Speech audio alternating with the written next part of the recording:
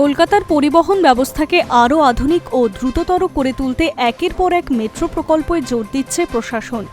বিভিন্ন দীর্ঘদিনের আটকে থাকা কাজ সম্পূর্ণ হওয়ার পাশাপাশি নতুন সম্প্রসারণ পরিকল্পনাও বাস্তবায়নের পথে এগোচ্ছে। এবার জোকা এসপ্ল্যানেড মেট্রো করিডোর নিয়ে এলো আরও একটি গুরুত্বপূর্ণ সুখবর।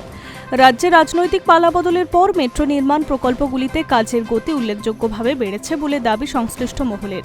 চিংড়িঘাটা মোড়ে প্রায় ১.৫ বছর ধরে ঝুলে থাকা একটি সম্পূর্ণ কাজও অল্প সময়ের মধ্যেই শেষ হয়েছে। এর মধ্যেই জোকা থেকে এসপ্ল্যানেড পর্যন্ত মেট্রো করিডোরকে আরও সম্প্রসারিত করার বিষয়ে রেল মন্ত্রকের অনুমোদন মিলেছে। পরিকল্পনা অনুযায়ী এই রুটকে এসপ্ল্যানেড থেকে ইডেন গার্ডেন পর্যন্ত বাড়ানো হবে। রেল মন্ত্রক সূত্রে খবর, ছাড়পত্র ইতিমধ্যেই দেওয়া হয়েছে। বাড়তি কত খরচ হতে পারে তা নিয়ে আলোচনা চলছে। সেই খরচের ব্যাপারেও শিলমোহর দিয়ে দেওয়া হবে বলে মন্ত্রকের কর্তারা কলকাতা মেট্রোকে জানিয়েছে। জানা গিয়েছে, ইডেন গার্ডেন সার্কুলার স্টেশনকে মেট্রো নেটওয়ার্কের সঙ্গে যুক্ত করার লক্ষ্যই এই সিদ্ধান্তে নেওয়া হয়েছে। জানা গিয়েছে, নতুন একটি মেট্রো স্টেশন গড়ে তোলা হবে মোহনবাগান ক্লাবের বিপরীত দিকে। স্টেশনটির সম্ভাব্য নাম রাখা হয়েছে ইডেন গার্ডেন।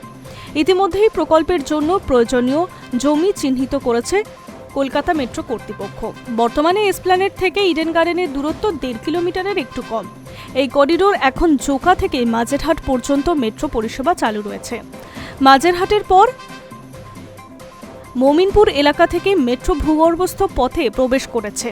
কলকাতা মেট্রো সূত্রে খবর, ভিক্টোরিয়া মেমোরিয়ালের নিচে অর্থাৎ ভূগর্ভ পর্যন্ত মেট্রোর কাজ হয়ে গিয়েছে, অর্থাৎ টানেল তৈরির কাজ শেষ। এখন পার্ক স্ট্রিট মেট্রো স্টেশন নির্মাণের কাজ চলছে। জোকা থেকে এসপ্ল্যানেড পর্যন্ত সম্পূর্ণ মেট্রো পরিষেবা চালু করার লক্ষ্যমাত্রা ধরা হয়েছে ২০২৭ থেকে ২৮ সাল, অর্থাৎ আগামী ২ থেকে ২.৫ বছরের মধ্যে প্রকল্পের মূল কাজ শেষ হওয়ার সম্ভাবনা রয়েছে। নতুন করে সম্প্রসারণের অনুমোদন মেলায় প্রকল্পের কাজ আরও দ্রুত এগোবে বলে মনে করছে মেট্রো আধিকারিকেরা। ইডেন গার্ডেন পর্যন্ত করিডোর সম্প্রসারণের সিদ্ধান্তে কলকাতার গণপরিবহন ব্যবস্থায় নতুন মাত্রা যোগ করবে বলে আশা করা হচ্ছে। Hi News network.